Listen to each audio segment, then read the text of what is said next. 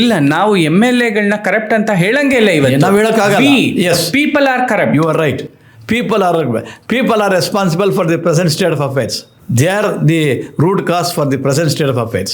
ಹೌದು. ಅವ್ರು ಸೇಲಾಗಡೆ ಒಂದು MLA ಸುತ್ತಮುತ್ತ ಜನ ಹೆಸರು ಕೊಡ್ತಾರೆ, ಅವನೊಂದು ದಾದಾಗಿರಿ ಮಾಡ್ಕೊಡ್ತಾರೆ, ಅವನದಷ್ಟು ಕಲೆಕ್ಟ್ ಮಾಡ್ತಾನೆ, MLA ದುಡ್ಡು ಮಾಡ್ತಾನೆ, ಮಿನಿಸ್ಟರ್ ದುಡ್ಡು ಮಾಡ್ತಾನೆ, ಅವ್ರೊಂದು 1000 ಜನದಲ್ಲಿ ಒಂದು 50 ಜನಕ್ಕೆ ಮಾಡಿ ಉಳಿದ ಒಂದು ಜೋಗ ಹಾಕೊಂಡ್ಬಿಡ್ತಾನೆ. ಸೊ ಈ how can you expect? So voters are responsible.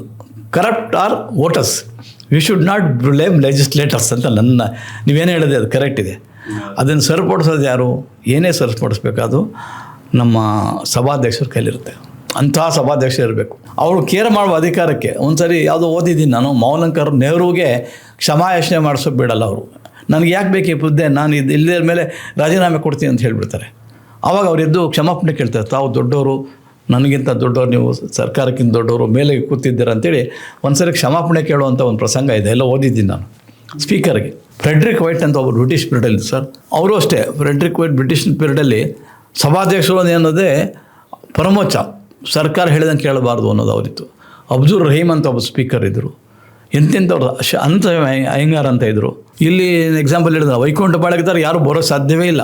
ನಮ್ಮಲ್ಲಿ ದಕ್ಷಿಣ ಕನ್ನಡ ವೈಕುಂಠ ಬಾಳೆಗ ಅಂತಿದ್ರು. ಅಷ್ಟು ಚೆನ್ನಾಗಿ ನಡೆಸ್ತಾ ಇದ್ರು. ಅವ್ರ ರೂಲಿಂಗ್ಸ್ ಪುಸ್ತಕದಲ್ಲಿದೆ, ರೂಲಿಂಗ್ಸ್ ಅಬ್ಸರ್ವೇಷನ್ಸು ನೋಡಿಬಿಟ್ರೆ ಮಾದರಿ ನಮಗೆ.